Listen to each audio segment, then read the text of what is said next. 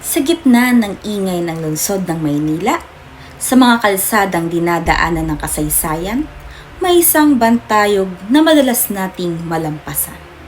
Tahimik, hindi pinapansin. Ngunit kung ito'y magsalita, sisigaw ng katotohanan. Ito ang bantayog ni Macario L. Sakay. Isang pangalan na minsang tinawag na tulisan.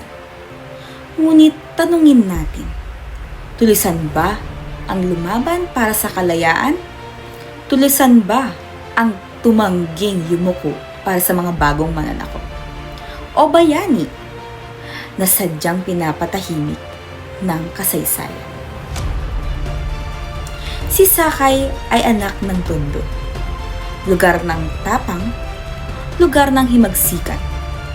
Kasama ni na Andres Bonifacio at Emilio Jacinto, siya'y humubog ng diwa ng paglaban sa ilalim ng katipunan. Ngunit ng revolusyon laban sa Espanya ay tila nagwakas at ang bandila ng Amerika ay winagayway sa ating lupa. Ngunit hindi siya tumigil.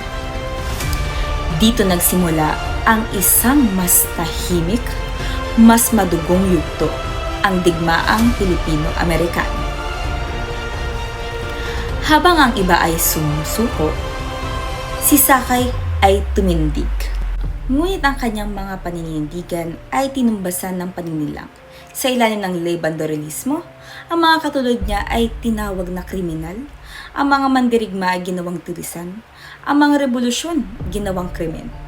At noong ika-13 ng Setyembre, 1907, si Sakay ay binitay. Hindi dahil siya'y nagkasala sa bayan, kundi siya'y nagmahal dito ng lubos. Ngayon, tumayo tayo sa harap ng kanyang bantayog. Itinayo lamang noong 2008. 100 taon matapos siyang pumanaw. 100 taon ng katahimikan. Hindi ba't napakatagal nating hindi siya pinakinggan? Kaya ngayon narito tayo, may tanong ang kasaysayan. Sino ang ating pinipiling alalahanin? At sino ang hinahayaan nating makalimutan? Si Macario L. Sakay ay hindi lamang bahagi ng nakaraan. Siya ay paalalan na ang kalayaan ay hindi binibigay. Ito'y pinaglalaban, pinanindigan at kung minsan pinagdurusa. Sa bawat hakbang natin sa malayang lupang ito, dala natin ang kanyang kwento. Kaya sa susunod na mapadaan ka sa kanyang bantayog, huwag mo lang siyang tingnan. Pakinggan mo siya.